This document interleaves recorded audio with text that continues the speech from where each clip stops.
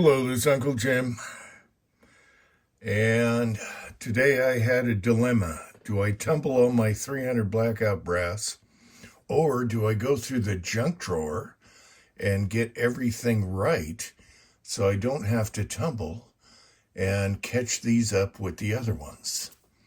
So, my son's been buying 300 blackout stuff. I got a new toy coming, a bolt action receiver for an AR. And so I'm running out of brass that's clean. However, I didn't feel like tumbling, and I might as well catch up some other stuff. And I was amazed how much I found in the junk pile of 300 blackout unfinished stuff. So anyway, most of this is Lake City converted, resized, did all that stuff. It's cheap, takes some time though. So I figured since I'm in it, let's just do this. We've done enough goofball videos. Let's get back to Uncle Jim tips and tricks, which will get you banned off of YouTube. Believe me. Anyway. So I found brass. I had to sort through as I'm checking in the case gauge. Is it LC brass, which I prefer? And then I had a bunch of Winchester, and I separated that. The problem with two different kinds, you got to separate them in your dirty bin when you clean them and don't get them mixed up. So anyway, I'm concentrating on Lake City and getting rid of the chaff of the other brands. So I got the prep station here. I got the Lee trimmer here on it, and then I have a cluster of other stuff, and I'll show you how that is fixed later in this video. So on the prep station, I came up with the golf ball, okay, to put your brass on. And the beauty of this is it sits right there. As long as you trim the bottom, you sand the bottom flat, so the golf ball will sit, and it's the perfect size, and it's comfortable. Okay, shown that in previous videos, probably deleted. Another thing on the prep station is this bastard is medieval, so I put a little tube on here, little flexible tubing, probably from a fish tank or something, and that gives it the right size, so you're not just beating the crap out of your, if you guys know, if you've been through this, some calibers, this thing will get wonky and you can screw up your case mouth. And so a little tube on there is great. And then for the bigger calibers, you take another tube that fits on top of that tube, and you'll be center every time, and it won't go wonky medieval on your ass and chew up your brass. I came up with that. That's an old tip. Same with the golf ball and the flat. All right. So everything's nice and tidy. So you definitely want a case gauge. All right. And for your min max and all that stuff, Sheraton is the best, super expensive. Wilson is really good for the money. And I have a Lyman here. All right. So you check everything on the gauge. So I'll run one through here, spare you time. And okay, I know these were in spec when I put them in the junk drawer, so the overall length is close, but I'm going by anyway to double check that they're not too long. On my particular Lee here is about 1.3585, which is perfect. 1.358 is a good one to go with for your overall length. And this is just 5 thou over that. So well within. Okay, nothing touching. Chamfering the outside, chamfering the inside, and then I'm uniforming the primer pocket. Okay. So I'll uniform the primer pocket, and it'll be cut up with all the other stuff that is dirty. And uniforming the primer pocket is really nice because it uniforms everything, and it also almost cone shapes it at the end, and you get nice primer burn. All right, unfocus. Oh, then I tap, get the dust out because I'm going to load them. I'm not going to retumble them or anything. So, all right. So we covered that part. Right here is your staked. Say you have staked primers. I found one that was still staked. I must have missed it. And so you just throw it on there real quick. However, if you're not sure, when you get to the primer pocket uniformer, it's going to tell you whether or not it was de-staked. And that's how I do it. It's just super easy. I don't need a swaging tool, which are kind of unreliable. This works every time. And I use the RCBS because it's got a nice flat base to it. The ones that come with these, the Lyman, they're wonky. This has a flat base. Boom. When you're seated on there, you know that's de-staked. But in case I missed one, when I uniform the primer pockets, it comes out perfect. All right. So anyway, let's talk about, and I had a lot of brass. I got different baggies with labels, and I have like 500 rounds in the junk drawer that I'm so happy I found, so I don't have to tumble. But I do have little baggies with notes on them. This baggie says the primer pockets might be too big. This baggie was the head stamp or the rim was too fat. And cat, let me show you that. I hope you can soak it all in, take it or leave it. Some of you guys know this stuff anyway.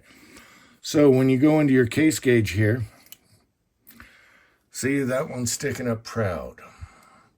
And it's not because the way the neck was sized or the shoulder or the die. This is because of the rim itself. Okay, so that's sticking up proud. That should be way down there. And I got to poke it out. All right. So there's an easy method to fix two things at once. Primer pockets that are too large and your rims are too big. And a lot of times that's from running really hot loads, or when you originally got 223 and made 300 blackout, it was ran in something that just expanded the rim or chewed it all up. Okay, we're going to fix everything at once. Boom, bang, pow. You don't have to do all these methods and, oh my God, take forever. This is going to fix both. Now, I also had a dummy round that I chewed the snot out of the rim on that. And it was all chewed to death. And guess what? Obviously it didn't fit in this because it got stuck right here. And I'll take you over there and show you what I'm doing there.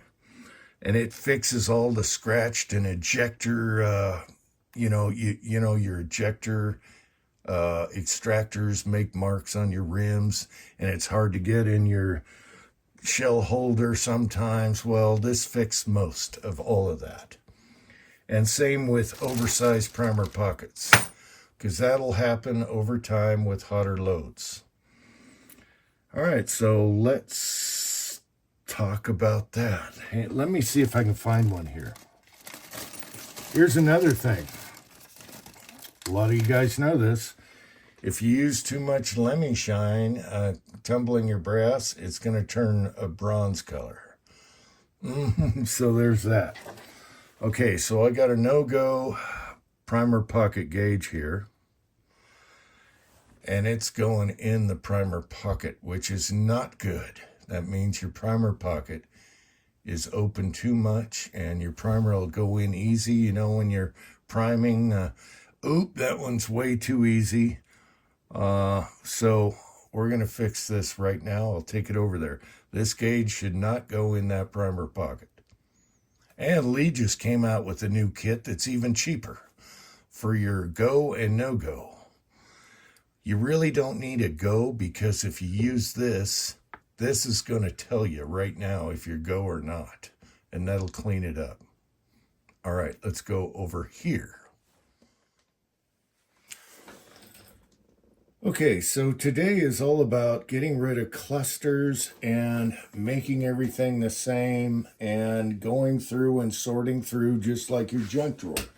As a matter of fact, right here I got the small base die for 300 blackout, and I had to pull a bullet, so I used the old prairie dog here and had to pull a bullet. So this thing is doing two things at once.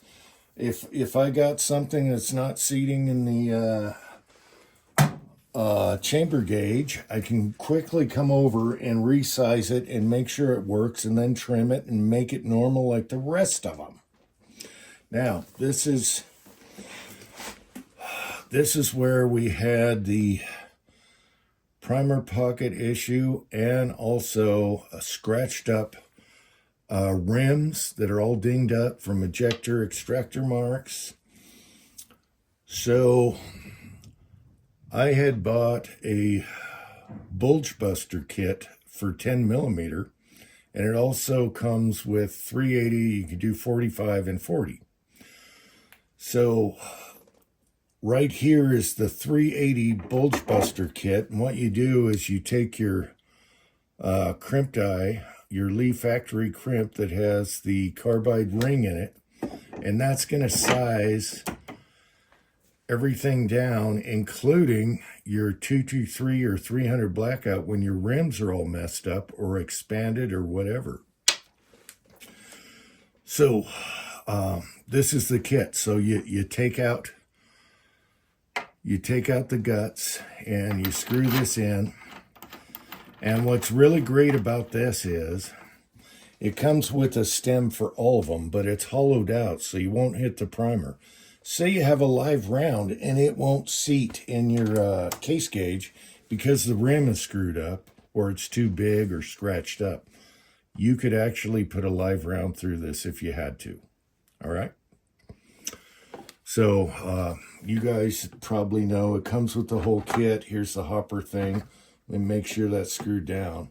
So I just took my 380 turret, took the guts out, put the kit on for the 380 here, and now we're going to make these primer pockets great again, or the rims that are all chewed up great again. All right, so we're just going to run a few of these through. Now, if you have a whole bunch, you could lube, but if you only have a few, you don't need to lube. And right now, it's doing two things. It's squeezing down the primer pockets, and it's also cleaning up your rims. And we'll test, all these were a no-go, okay? On the no-go gauge. And for your last round, you'll need a piece of wire and just stick it up here to get rid of your last round. There we go. Usually I take this off, son of a bitch. All right. If you're only doing one at a time, just push them through like this. All right. Now we'll go over and see if they clear on the no-go. Go-go. Go-go girls. Okay, I'm getting goofball again. Sorry about the mess. Okay, first, this was a brass from a dummy round. It was scratched to hell on the rim. And it's even all scratched up on the side. But I can salvage that and use it for 300 blackout, no problem. So now it goes in. It wouldn't even go in whatsoever. So it fits in the Min-Max. And it can go in there now because I did trim that. Wait, there it is. Yes, I did run this through. Well, let's double check it.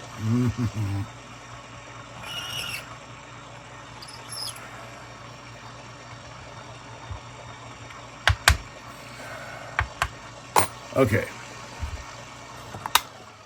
I think I did it, but I can't remember 2 minutes from now. Now, on the side here, in here is all good to go.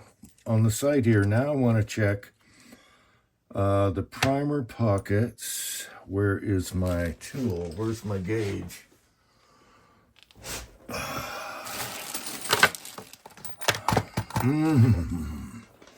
Okay, all of these were a no-go before, all right? And now they are a go. And usually after you do a bulge buster thing to whatever you do, quickly go by and resize them, okay? And I'll do that right now. What do I have? 2, 4, 6. Okay, I'm going to resize those, and I'll be right back. Just to double check, you want to resize them again, then we can go from there.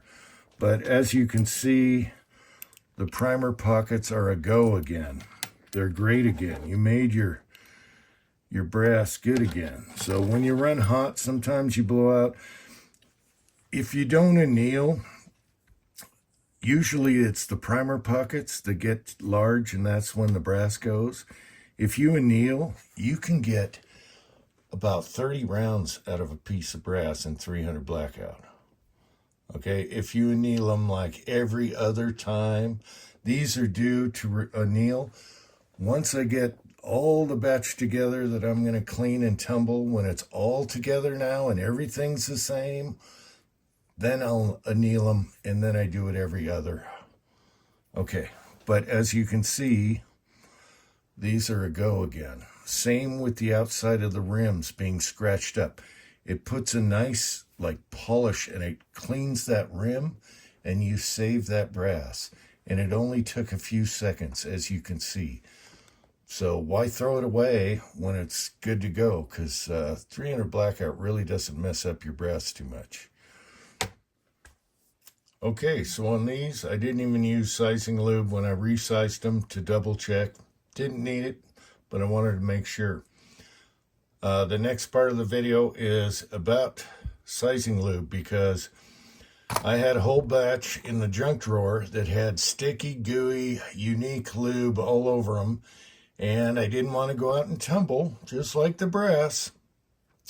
So I had a quick solution for that also. So that'll be next. Anyway, what I want to check here, I'll run them through, you know, trim, chamfer, and all that. Make sure your overall length is right. But after I did that, I want to see how the primer pockets are now. And that will tell me right here on your uniformer. I don't really have to go to this destaking tool. And that's perfectly fine. Perfectly fine.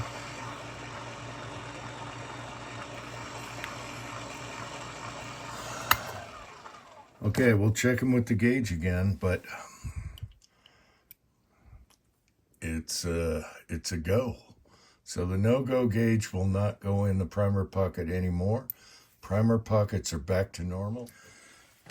Okay, another thing I checked while it's in the bag, were they trimmed? And this trimmer is 1.3585, which is just fine with me. That's where I like them, actually. So these are good to go. I wanted to make sure they're not too short in case I had them in a baggie and they were too short. So I measured them real quick. Everything is about being streamlined.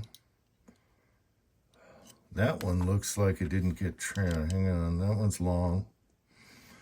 Okay, I got one that's a little long. Did I, while I'm doing the video, did I mess up? I don't know. Turn the camera on, you mess up. Let's make sure it's trimmed. No, that's fine. Bad measurement.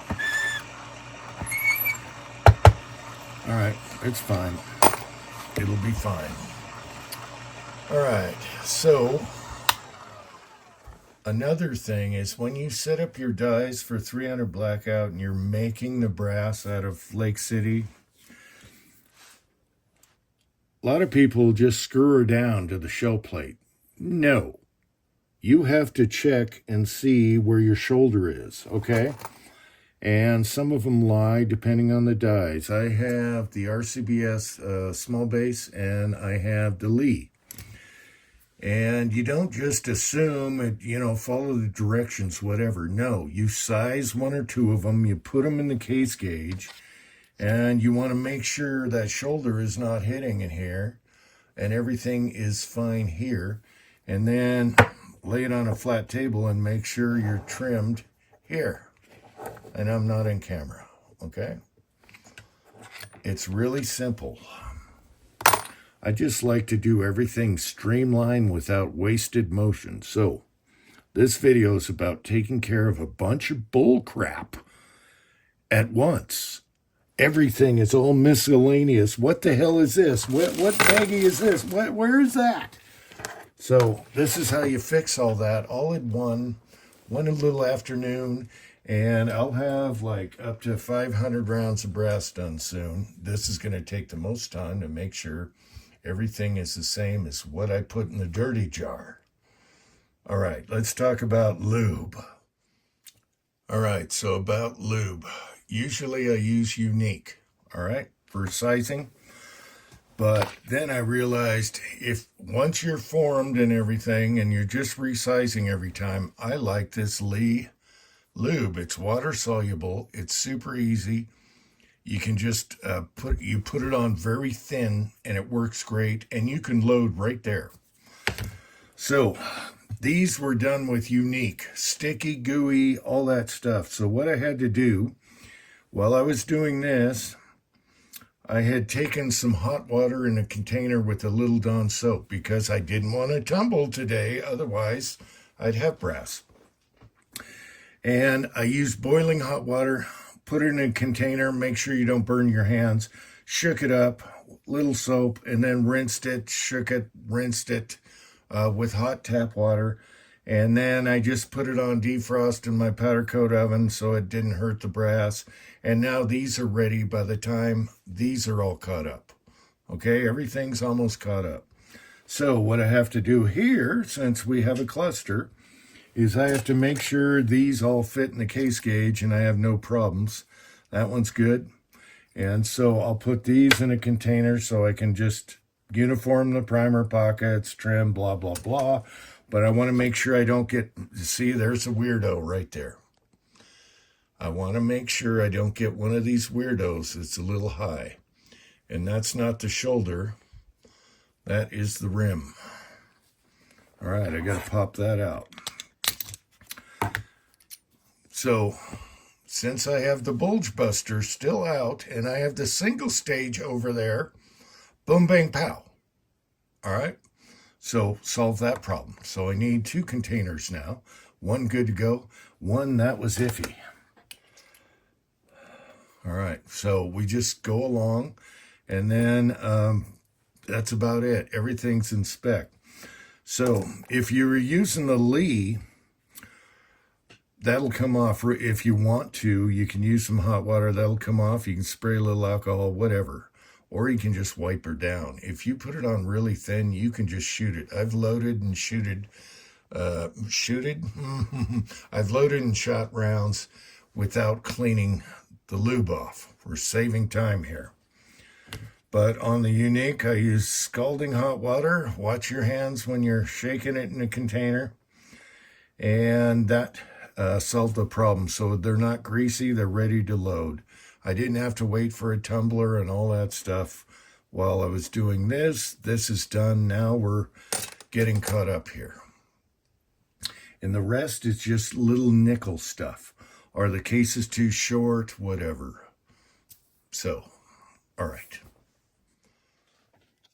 Okay, here's that problem child in the bulge buster. Everything is beautiful now. Resized. Ready to go in the good pile. So anyway, today's video was fixing a cluster. Everything was a cluster. Everything was different. All these little problems, we're getting them solved. We got our stations up. Boom, bang, pow. I can go from one to the other. And that's how I like it. It's like Pat running for a burrito. I hope you found this interesting. Probably not. Until next time, thanks for watching. America.